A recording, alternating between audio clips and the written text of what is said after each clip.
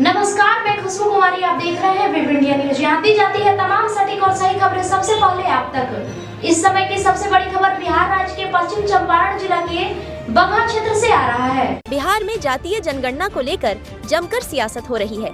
जातीय जनगणना को 9वीं अनुसूची में शामिल करने की मांग को लेकर रविवार 1 सितंबर को आरजेडी पूरे प्रदेश में धरना दे रही है। राष्ट्रीय जनता दल के तमाम नेता और कार्यकर्ता राज्य के 32 जिलों में धरना प्रदर्शन कर रहे हैं। वहीं राजधानी पटना में नेता प्रतिपक्ष तेजस्वी यादव भी धरना दे रहे हैं।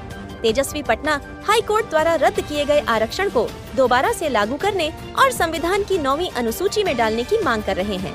इसी क्रम में बगहा पुलिस जिला के अनुमंडल मुख्यालय के समीप अंबेडकर मूर्ति के पास 1 दिवसीय धरना का आयोजन हुआ तथा धरना के अंत में अनुमंडल पदाधिकारी बगहा को राजद जिला अध्यक्ष विजय महतो के नेतृत्व में इस आशय का ज्ञापन सौंपा।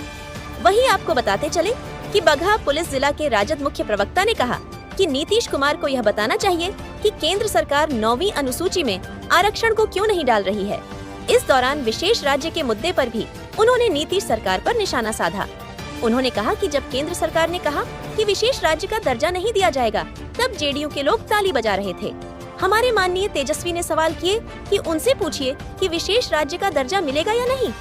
वहीं बगहा पुलिस जिला उपाध्यक्ष केशव पाठक ने राजद के 17 माह के कार्यकाल के कामों को गिनाया। उन्होंने कहा कि इसी 17 महीने में उन्होंने जातीय गणना कराई, आरक्षण का दायरा बढ़ाया और इसी 17 महीने में 5 लाख लोगों को नौकरी दिया। सरकार के दौरान IT पॉलिसी बनाई गई, खेल नीति बनाई गई। उन्होंने कहा कि वो जेडीयू के लोगों को चैलेंज करते हैं। पूछिए उनसे विशेष राज्य के दर्जे पर उनकी जुबान क्यों नहीं खुल रही है। उन्होंने कहा कि आरक्षण बढ़ाने का मामला आप ही लोग करवाएं। केंद्र में आप पूरी तरह से पावर में हैं। ऐसे में बिहार को विशेष राज्य का दर्जा दिलवाया जाए।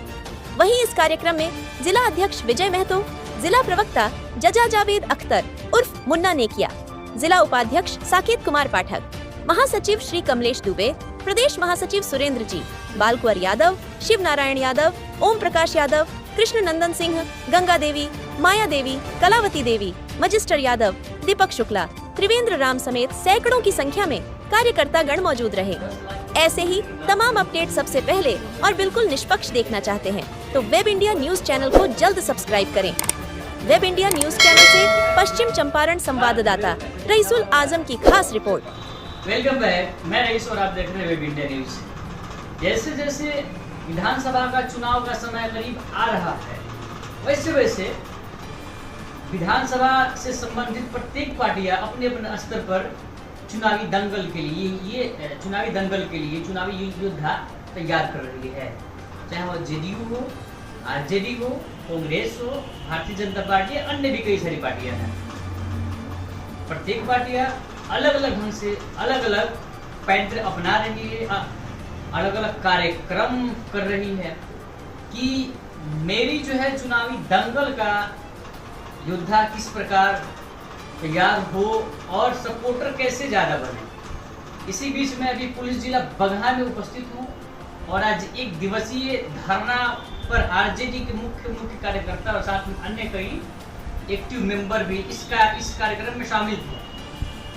और इसी बीच हमारे साथ जावेद अख्तर जी जो मुख्य प्रवक्ता है आरजेडी की ओर से, और दूसरे तरफ साकेत पाठक जी जो कि जिला उपाध्यक्ष जी हैं, और मेरे बाएं साइड में कमलेश दुबे जी जो कि जिला महासचिव हैं। इनसे खास बातचीत करेंगे। आखिर इस धरने का कार्य मोटो क्या है, लक्ष्य क्या है, क्या वजह है कि आज इस बरसात के मौसम में धरना की है। सर, स्वागत है आपका हमारा वेब इंडिया न्यूज चैनल में कि आप अपने प्रीशियस समय दिए। इस धरने का पर्पस क्या है?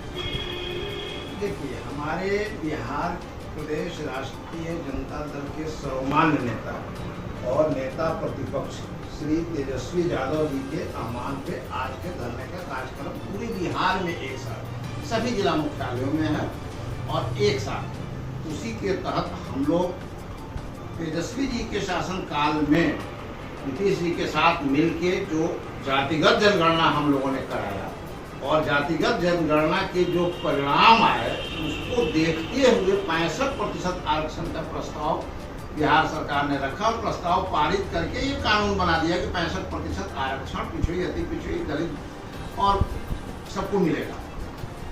लेकिन जब ये पास हो गया और जब हम लोग सरकार से अलग हट गए, तब बीजेपी के दबाव में हमारे माननीय मुख्यमंत्री जी ने इसको कहाँ थोड़ी सी कमजोर कर दिया कि जब सुप्रीम कोर्ट ने इस पर सुनवाई शुरू कर दी, सुप्रीम कोर्ट ने इसको कुछ किया नहीं, वो स्थगित किया है कि हम आपको स्थगित कर रहे हैं, हम सुनवाई करेंगे, उसके बाद जो डिसीजन होगा सो देंगे।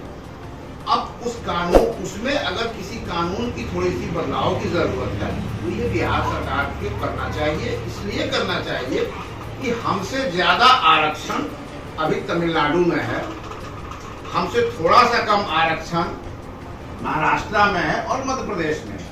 तो जब वहां हो गया, तमिलनाडु में हमसे ज्यादा आरक्षण हो गया, तो मेरा आरक्षण क्यों नहीं?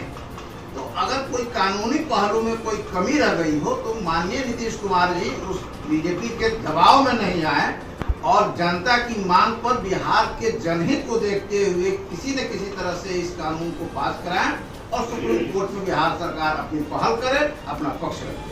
अच्छा सर, क्या लगता है कि राष्ट्र स्तर की समस्या एक राज्य स्तर पर यदि आप धरना दे, आवाज उठाए, इस समस्या का निदान निकल सकता है?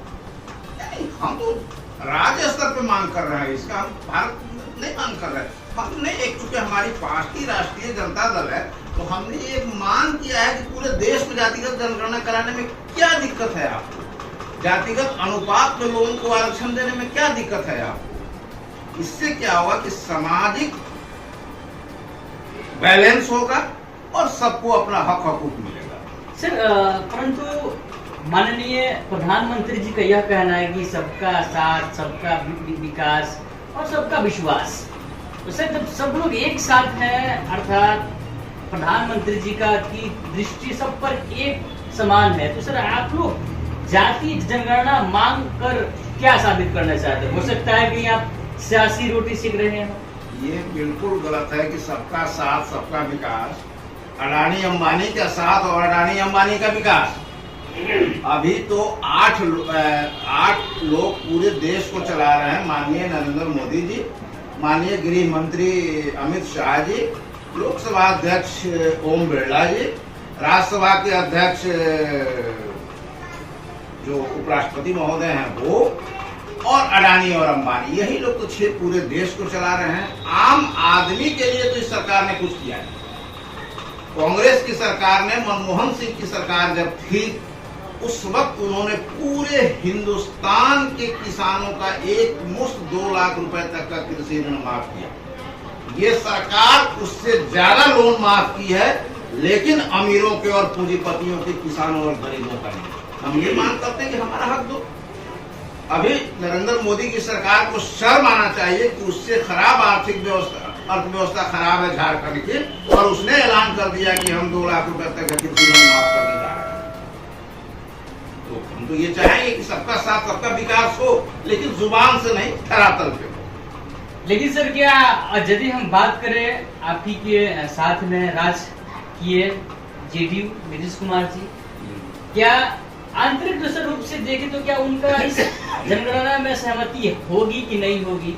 बिहार से उनका तो कुछ न कुछ नाता तो है, क्योंकि उनको लोग विकास पुरुष कहते हैं। नहीं, जनगणना जो हुई नीतीश कुमार जी के सहमति से हुई। वो मुख्यमंत्री थे, हम लोग उप मुख्यमंत्री थे, सरकार में हम शामिल थे, तो जनगणना उनकी सहमति से हुई। और हम ये चाहेंगे कि वो बीजेपी के दबाव में नहीं आए, और जिस तरह से वो जनगणना के पक्ष में थे, आज भी उसी तरह वो जनगणना का जो अनुपात था रिजर्वेशन का, आरक्षण का 65%, उसके पक्ष में रह के उसको लागू करें। अगर कोई कानूनी कमियां रह गई हो उसमें, तो उसको वो दूर करें। और ये मांग है बिहार वासियों की, यहाँ के दलितों की, यहाँ के अल्पसंख्यकों की, यहाँ के ओबीसी समाज को, कि उनका हक मिले। सर, कहीं ना कहीं चूक गए थे इस लोकसभा चुनाव में आरजेडी में। सर, मैं इस बिहार के बारे में बात करूं तो उस समय लोकसभा का चुनाव, अभी सर विधानसभा का चुनाव कुछ ही महीनों में उसका बिगुल बजने ही वाला है। तो सर, क्या लगता है कि बिहार में आप काफी कमजोर पड़ जाइएगा, इसलिए डबल इंजन की सरकार है, केंद्र में भी और राज्य में भी समस्याओं का सर आपको सामना करना पड़ेगा? लोकसभा के चुनाव में हम चूके कहाँ? हम तो 0 थे, 0 से 4 लाए, तो हम कहाँ चूके? कांग्रेस जो थी वो 2 थी, 2 से वो 3 लाई, केमिस्ट जो थी वो 2 लाई, तो हम चूके कहा, हम तो एक सीट थी हमारी कांग्रेस की, किशनगंज सीट, और आज के डेट में हम 1 से 10 पर हैं, तो हम चूके कहा, हम तो 25% प्रोग्रेस किए। लेकिन सर मैं आरजेडी की बात कर रहा हूँ सर, आप इंडिया की बात कर रहे तो हैं। आरजेडी में तो हम 0 से 4 लाए, हम कहाँ चुके, हम तो प्रगति पे हैं। लेकिन सर जो कयास लगाया जा रहा था वैसे पानी फिर नहीं, गया। नहीं, नहीं, हम ये नहीं मान रहे। 39 सीट पर एनडीए थी और वो 30 सीट पर आ गई, तो मौकी तो उन्होंने खाया, हम कहाँ मौकी खाए हैं, हम तो जीते हैं। लेकिन सर कहीं ना कहीं सर अब तो समस्या बढ़ जाएगी, क्योंकि नीतीश जी तो एनडीए के साथ हो गए हैं, राज्य में भी भारतीय जनता पार्टी और केंद्र में भी। सर नीतीश जी हम लोगों के अभिभावक हैं और वो सबके हैं। अगर ये आप लोग कह रहे हैं कि एनडीए की आप लोग की सोच है, हम लोग तो मानते हैं कि वो हम लोग के अभिभावक हैं और वो सबके हैं। नीतीश जी कभी भी पिछड़े, अति पिछड़े, दलित और अल्पसंख्यकों के खिलाफ नहीं जाएंगे, ये मेरी पूरी उम्मीद है। आगे आगे देखिए होता क्या है। मतलब कि सर आपको पूरा है कि घर वापसी होगी? नहीं, ऐसा हम नहीं कर रहे हैं। अब आप भी बनेंगे करोड़पति। जी हाँ, अब आपका भी सपना होगा साकार। जी हाँ, अब आपके शहर रामनगर में खुल गया है परफेक्ट इंटरप्राइजेस, जहां आपको म्यूचुअल फंड, शेयर मार्केट की दी जाती है विशेष प्रकार से सुझाव। यहाँ आपको सभी प्रकार के कंपनियों का रजिस्ट्रेशन ऑफ लाइसेंस की दी जाती है। सबसे अच्छी सुविधा, यहाँ आपको pitch deck, trademark, FSSAI licence, legal agreement, project report for bank loan, income tax return filing, company compliance, MSME registration, startup India registration, digital signature certificate, GST registration and return की दी जाती है आपको विशेष सुविधा। परफेक्ट इंटरप्राइजेस आपको India के सबसे तेज Blue Dart Express, DTDC courier सेवा, इंडिया पोस्ट, डीएचएल शिपिंग सेवा, delivery, XpressBees, Ecom Express जैसे इंडिया के किसी भी जगह आप अपना कुरियर परफेक्ट इंटरप्राइजेस के माध्यम से सबसे तेज भेज सकते हैं। अब पासपोर्ट, ड्राइविंग लाइसेंस की सबसे अच्छी सुविधा यहाँ से प्राप्त करें।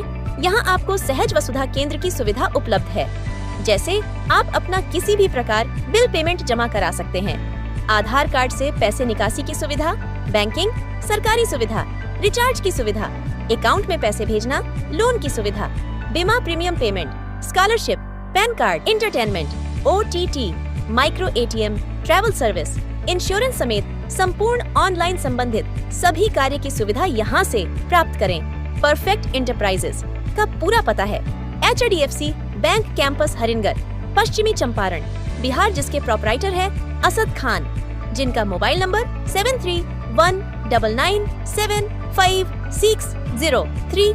लेकिन हम ये कहेंगे कि नीतीश जी ये जानते हैं कि जनहित में बिहार के लोगों के साथ क्या किया जा सकता है और वो करेंगे, उससे दूर नहीं हटेंगे, वरना उनकी राजनीतिक मिट्टी उनकी पलीत हो जाएगी। अच्छा सर, अभी मैं हाल ही में सर मैं बात करूं जो SC/ST को लेकर जो कोटा के अंदर कोटा के साथ जो जजों ने एक फरमान किए थे जारी, तो इसको लेकर पूरे भारत में बंद थी सर, इसको लेकर क्या आप इनके समर्थन में हैं या क्या कहना चाहेंगे? नहीं, उसमें तो हम लोग उसके खिलाफ। माननीय न्यायपालिका का जो आदेश आया है उससे हम संतुष्ट हैं। इसलिए नहीं संतुष्ट हैं कि हम तो न्यायपालिका में जो कॉलेजियम सिस्टम है उसके खिलाफ हैं।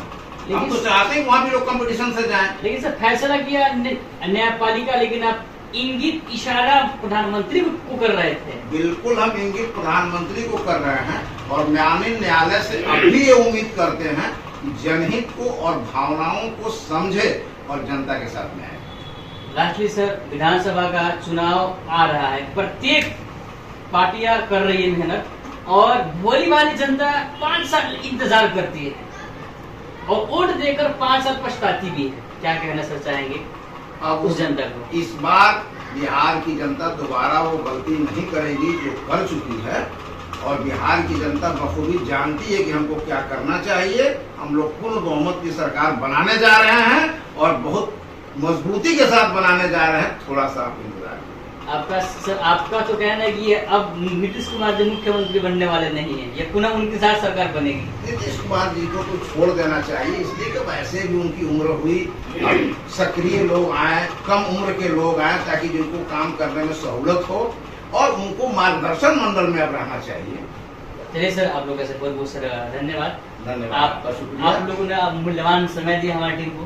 तो ये थे जावेद अख्तर जी, और जो हमारे मुन्ना जी भी हैं उर्फ। और सर आप क्या कहना चाहेंगे सर, अल्पसंख्यकों को लेकर जो MOI का समीकरण जो कहा जाता है, जो विपक्षी पार्टियां भी कहती है, पुराना एक आपका समीकरण भी है, क्या लगता है कि इस बार समीकरण मजबूत होगा या JDU कुछ सेंध मारकर मतलब खींच लेगी? नहीं, इस समय जो हमारे पूर्व डिप्टी CM जो है केशव प्रसाद यादव जी, तो देश में जातीय जनगणना को लेकर आज हम लोग को धरना प्रदर्शन थी और पूरे बिहार में हर अलग स्तर पे, तो कहीं भी जो है MOI का समीकरण में जो है नीतीश कुमार इसे नहीं मार पाएंगे।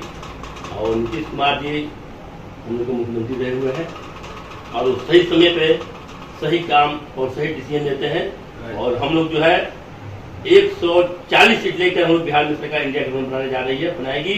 और भाजपा यहाँ 60 से 55 से उठ जाएगी। भाजपा 60 से 55 पर सिमट जाएगी तो तय बाद में होगा, लेकिन बड़े बड़े पैंतरे यहाँ पर इस्तेमाल किए जा रहे हैं, कुछ वर्ग के नाम पर, कुछ जाति के नाम पर, कुछ समुदाय के नाम पर। प्रत्येक लोग मेहनत कर रहे हैं। सर आप साकेत सर, आप तो युवा है और बहुत बेचैनी होती है जब युवा प्लान करता है बिहार से, चाहे वो शिक्षा में हो, रोजगार में हो, स्वास्थ्य में हो। सर क्या कहना चाहेंगे आप अपने पार्टी की ओर से?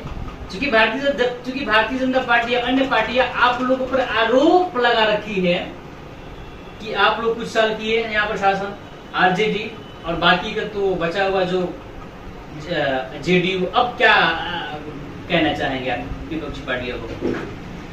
देखिए, हमारे जो माननीय तेजस्वी यादव जी को डिप्टी CM, वो 13 महीना के कार्यकाल में लगभग उन्होंने जितना कहा 10 लाख नौकरी उन्होंने दिया और रोजगार दिया बेरोजगार लोगों को, सारे बेरोजगार सारे नौजवान उनके साथ। 10 लाख की सर नौकरी की बात करें, मुख्यमंत्री हुई अपना लेते हैं क्रेडिट, और तेजस्वी जी अपना लेते हैं। सर एक मुर्गा कितना बार जबे होगा सर, कितना बार होगा? सबसे पहले तो मैं बता दूं कि वो मुख्यमंत्री थे, बगैर उनके समर्थन के हो नहीं सकता था। कि हम मानते हैं कि उनका समर्थन था। प्रॉब्लम कहाँ है कि जैसे ही तेजस्वी जी ने ये प्रस्ताव दिया बिहार सरकार में, और जब ये वित्त मंत्री में गया, तो माननीय मुख्यमंत्री जी ने कहा कि अरे पैसा कहाँ से आ गया इनको वेतन देने के लिए। तो मेरे नेता ने सारा वर्कआउट किया था और उन्होंने बताया कि सर यहाँ से पैसा आएगा और इनका वेतन हम ऐसे देंगे। फिर जब वो संतुष्ट हो गए, सारे उनके ऑफिसर संतुष्ट हो गए, तब ये प्रस्ताव पारित हुआ, प्रस्ताव लाया गया और इतने लोगों को नौकरी मिली। ये अलग बात है कि 10 लाख हम लोग चाहते थे, लेकिन 10 लाख पूरा नहीं कर पाए। 5 लाख के आसपास हम लोगों ने किया है पूरा। और उसके बाद हमको समय नहीं मिला तो हम सरकार से अलग हट गए। सरकार से हमको अलग कर दिया गया, सरेंद्र करके फिर दूसरी पार्टी के साथ मिलकर सरकार बना लिया गया। तो ये बिहारियों के साथ तो एक तरह से धोखा हुआ। अगर मिल जाता हम लोगों को समय, तो हम लोग 10 लाख से ज्यादा करना चाह रहे थे। अब देखना यह है कि माननीय मुख्यमंत्री जी ने अभी एक स्टेटमेंट थोड़ी दिन पहले आया है कि मैं 10 नहीं 20 लाख नौकरी दूंगा। ठीक है, 15 लाख तो हो गया, 5 लाख हो गया, बकिया 15 लाख आप दे दीजिए। अच्छी बात है, बिहार के लोगों को 15 लाख नौकरी मिलेगी। बिहार के 15 लाख लोगों को नौकरी मिले, लेकिन धरातल पर तो लाइए उसको देखे। हाँ सर, आप सही कह रहे हैं, जीरो ग्राउंड पर उसको दिखना चाहिए। बिल्कुल। जब नौकरी प्रत्येक पार्टी दे ही रही है तो फिर प्लान क्यों कर रहे हैं, चाहे वो रोजगार में हो, शिक्षा में, स्वास्थ्य में हो। चलिए देखते हैं कि इस विधानसभा चुनाव के लिए कौन कौन सी तैयारियां कर रही है पार्टी, और इस बार सरकार किनकी बनेगी।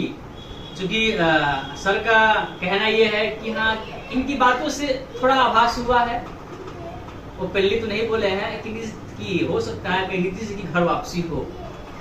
फिलहाल एक है कि कहावत कि सुबह का कोई अगर भटका हुआ होता है, शाम को घर वापस आ जाए तो उसको भूला हुआ नहीं कहा जाता सर। और इनकी मुस्कान इस बात की दलील है कि जरूर कोई कुछ ना कुछ समीकरण चेंज होगा इस विधानसभा के चुनाव में, और सरकार गिर भी सकती है। क्योंकि अभी लोजपा के तहत आप स्वयं चूंकि देखे हैं, जो उनके सांसद जी हैं, कहीं ना कहीं थोड़ा बहुत उनका खटास चल रहा है। बाद में क्या होगा ये तो तय पार्टी करेगी।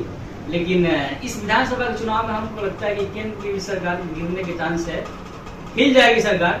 क्योंकि अभी प्रत्येक पार्टी अपने अपना स्तर पर ये कयास लगा रही है कि सरकार मेरी कैसे बने। देखते हैं तब तक क्या आता है नया अपडेट। विजिट कीजिए हमारे चैनल में। रईसुल आजम, कैमरा पर्सन कलीम पैसी के साथ वेब इंडिया न्यूज, पश्चिमी चंपारण, बगहा।